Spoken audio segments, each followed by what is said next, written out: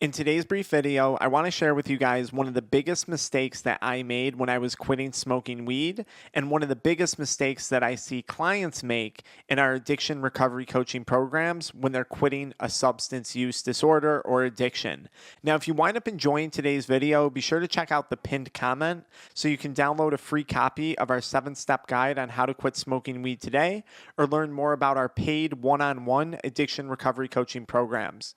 Now, if you're anything like me and you're quitting smoking weed, there's a good chance that you have other addictions or that you have other behaviors that you're also looking to change.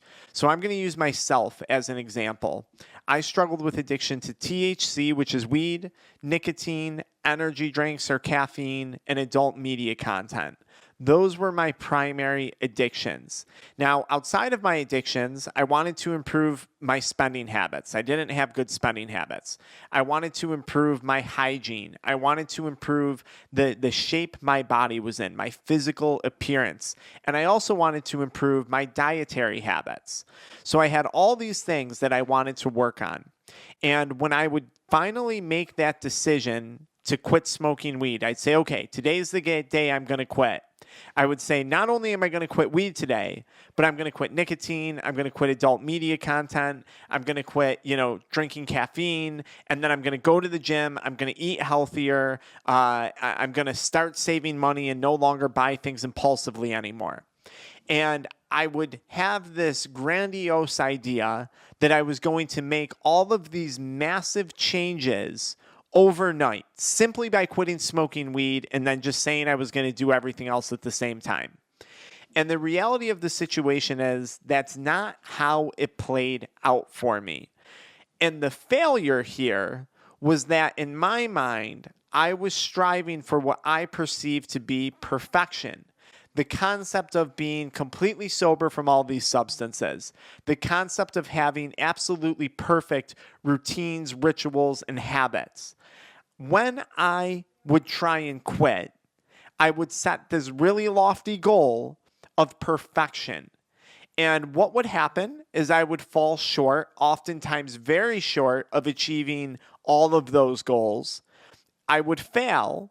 And then how do I cope with failure? I cope with failure through the use of substances. So then I would just return to smoking weed. So it's like you quit smoking weed, but you watch more adult media content. Or you quit smoking weed, but you don't go to the gym 2 days of the week and you eat crappy that week that you quit. And then you say, F it, it's not worth it. I didn't keep up on my goals. I'm just going to go back to smoking. You didn't hit your standard of what perfection looks like.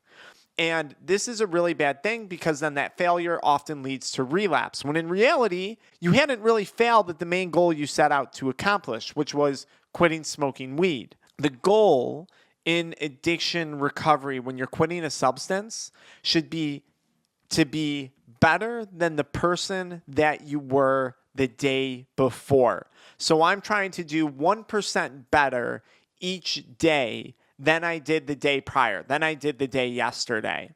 And this is a much more achievable goal, especially if you're me, because if you're coming home, you're getting high, you're drinking alcohol, you're watching adult media content, you're zoning out on your vape or on a dip of tobacco, while you're doing all those other things at once, it's not really hard to do 1% better than that tomorrow, right? I could just remove one of those behaviors or reduce one of those behaviors, and there's my 1% better.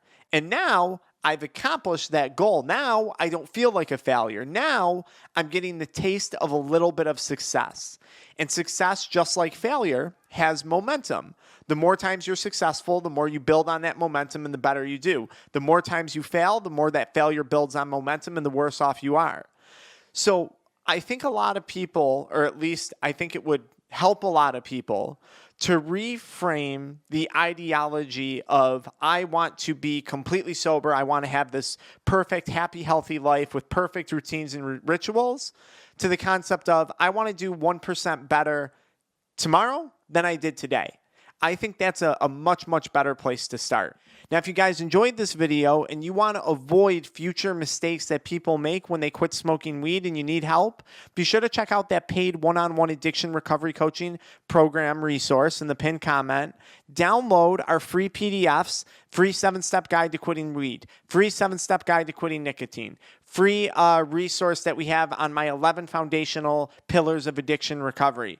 Download those PDFs, take advantage of them so you don't make the same mistakes that I made and that I see other people make on a continual basis when it comes to this whole addiction recovery sobriety process. I want to make this as easy as possible for you guys, while still allowing you to go through the struggles that you need to go through so you can learn and grow from it.